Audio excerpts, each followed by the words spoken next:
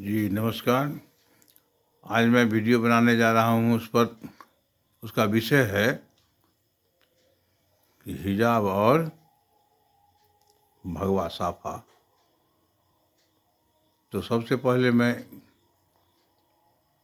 ये बता दूं कि मैं किसी ऑफिशियल साइट से नहीं काम कर रहा हूँ और न ही ये वीडियो किसी ऑफिशियल साइट का है। मैं सिर्फ समय सामयिकी पर कुछ न कुछ बोलता रहता हूँ और बार बार बोलता रहूँगा। मुझे किसी भी धर्म से एलर्जी नहीं है और मैं सबको समान रूप से देखता हूँ। यह बात निश्चित है कि मैं हिंदू हूँ, किंतु इसका अर्थ यह नहीं हो जाता है कि मैं किसी अन्य धर्मों का विरोधी हूँ।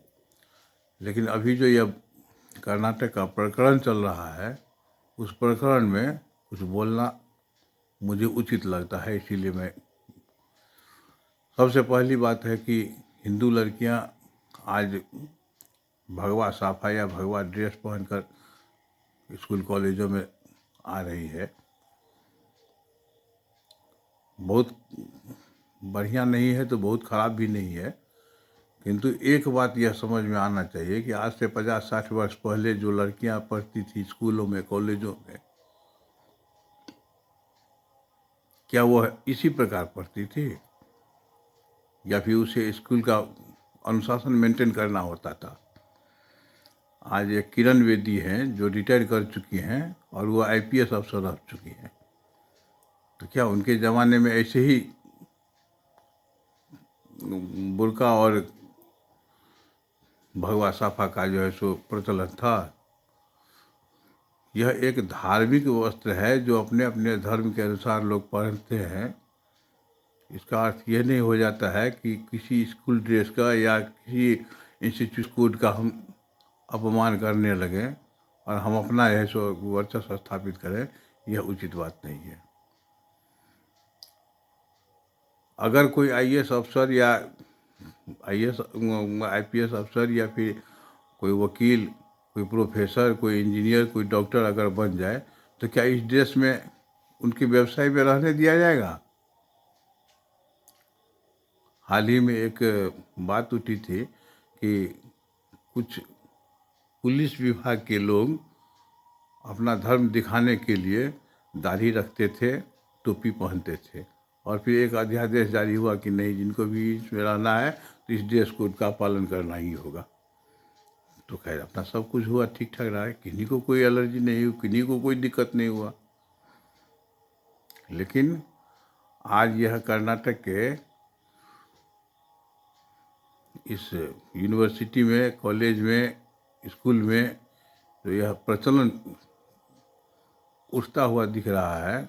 इस पर मेरा कुछ वक्तव्य है और सबसे पहले मैं ये जानना चाहूँगा कि आज से 50-60 वर्ष पहले जो लड़कियां पढ़ती थी, हिंदू लड़कियां खास करके, तो क्या वह इसी प्रकार पढ़ती थी? पहले सिर पर दुपट्टा हुआ करता था जो आगे की ओर अधिक और पीछे की ओर बहुत कम लटकता हुआ दिखाई दे रहा था। उसके बहुत दिनों के बाद, लगभग आज से 20-25 वर्ष, 20 वर्ष, 18-20 वर्ष पहले एक प्रचलन चला कि दुपट्टा तो है लेकिन कंठ में सटा हुआ और पीछे की ओर ज़्यादा लटका हुआ। उसके पश्चात वह भी हट गया और आ गया पैंट शर्ट पर, फिर टी शर्ट पर, और आजकल का ट्रेंड चला हुआ है कि टी शर्ट और जीन्स पहनकर कॉलेज जाना। और यह सब देन है हमारे महान कलाकारों, फिल्मी दुनिया के, जो हिंदू और हिंदुत्व के मतों को नीचा दिखाना या फिर उन्हें कुछ अपमानित जैसा करना या फिर उन्हें कुछ बार बार एक मनोवृत्ति में बदल देना, यह उन लोगों की कृपा है। मुझे लगता है कि आने वाले दिनों में यदि फिल्मी दुनिया का यही रुतबा रहा तो शायद एक दो फिल्म अगर वो बना दिया कि नहीं, बिकनी और ब्रा में जाने लगे स्कूल और कॉलेज, तो शायद हिंदू लड़कियां उसे अब एडॉप्ट करने में किसी से पीछे नहीं रहेगी। अब मैं आता हूं दूसरी तरफ, मुस्लिम लड़कियों के प्रति, कि उन्होंने अपना दिखा दिया कि नहीं, हमको हिजाब ही चाहिए। तो मैंने लगभग 20-25 लोगों से ऐसे बात की, जिसमें हिंदू और मुसलमान भी थे, अलग अलग मैंने बात की। इन लोगों का एक ही मत था कि हिंदू लड़कियां हिंदू राष्ट्र चाहती है। तो चलो भैया, हिंदू राष्ट्र अगर चाहते हैं तो इसमें तो एक कल्याण तो दिखता है कि भाई सबों को शिक्षा, सबों को समान अधिकार। लेकिन जब हमने मुस्लिम लड़कियों के बारे में पूछा तो वही लोग थोड़ा चुप भी हो गए, और कोई बोले भी तो यही कहने का अर्थ था कि नहीं, ये लोग शरिया कानून से चलना चाहते हैं। तो अब मुझे यहाँ पर एक बात पूछना है कि क्या शरिया कानून में लड़कियों की पढ़ाई संभव है? क्या लड़की उच्च शिक्षा प्राप्त कर सकती है? भगवान करे कि उच्च शिक्षा प्राप्त कर ले और उसे नौकरी लग जाए, कहीं कोई वीडियो हो जाए, कहीं कोई आईएएस अफसर हो जाए, कहीं कोई आईपीएस हो जाए, या फिर बैंक में हो जाए, या फिर प्रोफेसर हो जाए, या फिर अगर धोखा से कहीं वो एथलीट बन गई, तब क्या यह ड्रेस काम देगा?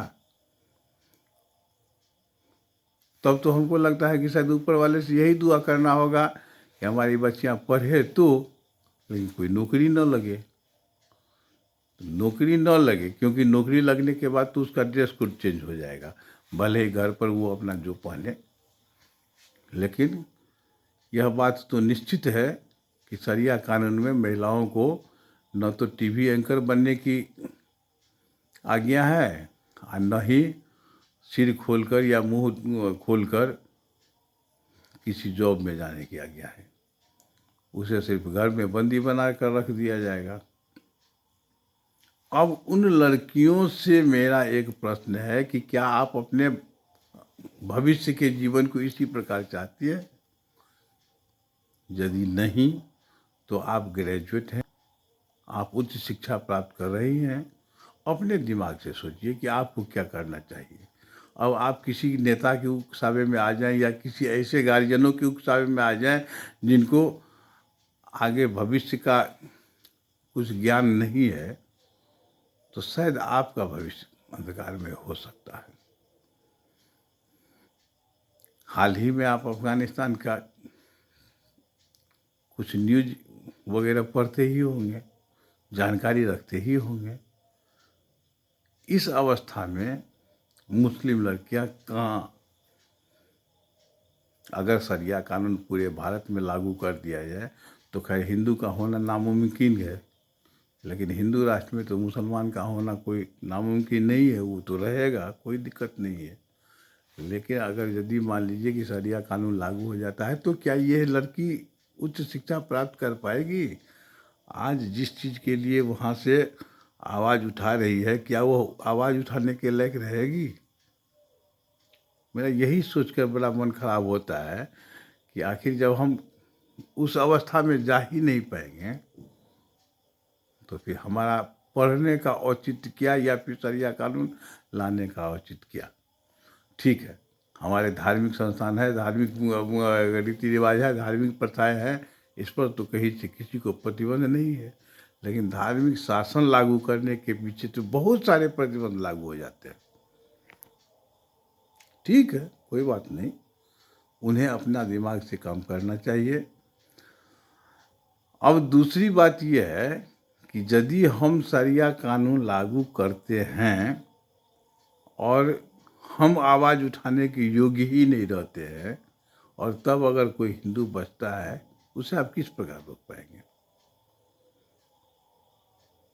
आज संविधान से भारत चलता है, या कोई भी देश उनके अपने बनाए हुए संविधान से चलता है, और हम अगर इसमें बहुत अधिक माथा लगा दिए तो हम कहाँ से कहाँ पहुँच जाएंगे, हम लोग को कोई पता भी नहीं चलेगा कि हम लोग कहाँ से कहाँ पहुँच गए।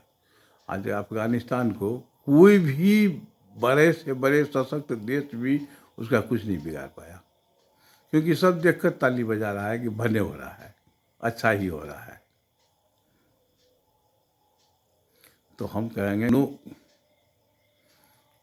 लोग आप लोग सोचिए कि आपको क्या करना चाहिए।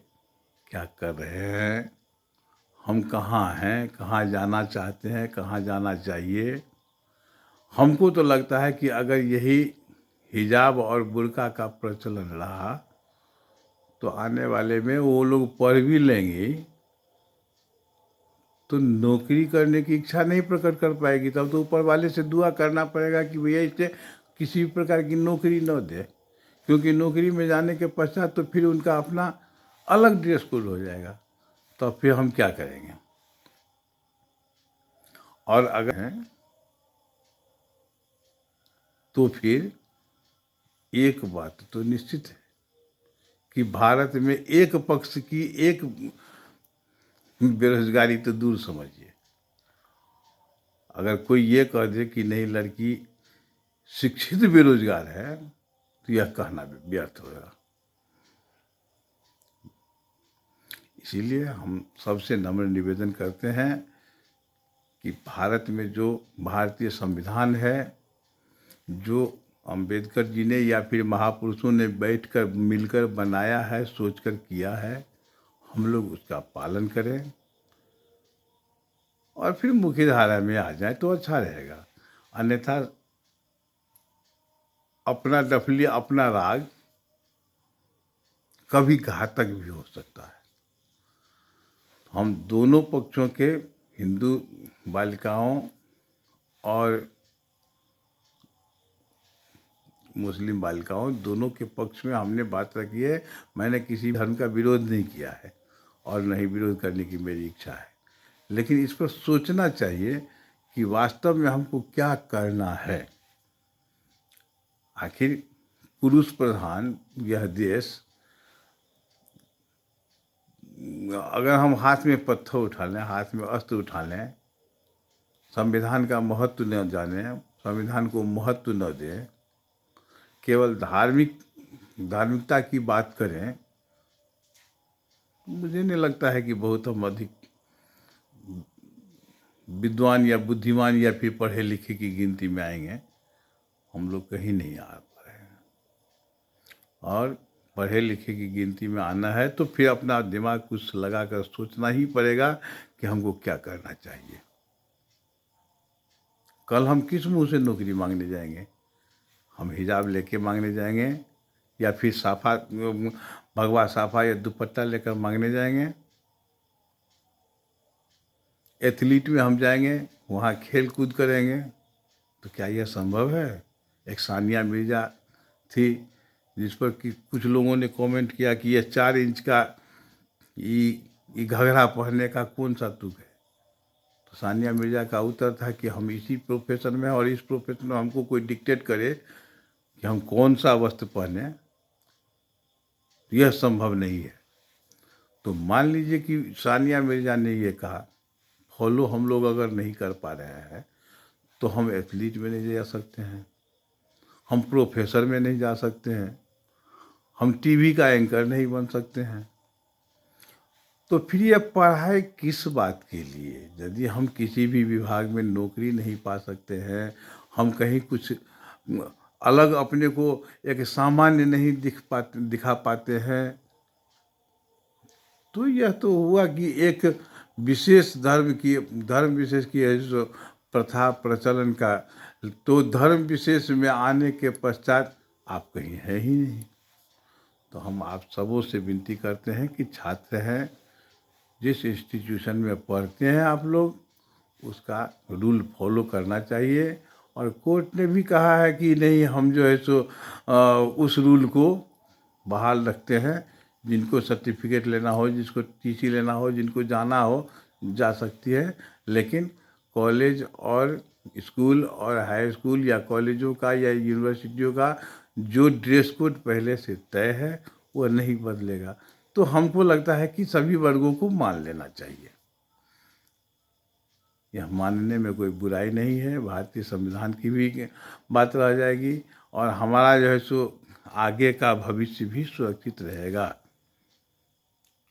बहुत बहुत धन्यवाद आप लोगों को। जो मुझे कहना था मैंने अपने विवेक से कहा है, इसे कोई अन्यथा न लेंगे। मैंने किसी के विरुद्ध नहीं कहा है, मैंने किसी के पक्ष में नहीं कहा है। और आपसे प्लीज़ एक विनती है कि एक लाइक एक सब्सक्राइब करते रहिए। हम आगे भी वीडियो बनाते रहेंगे। धन्यवाद।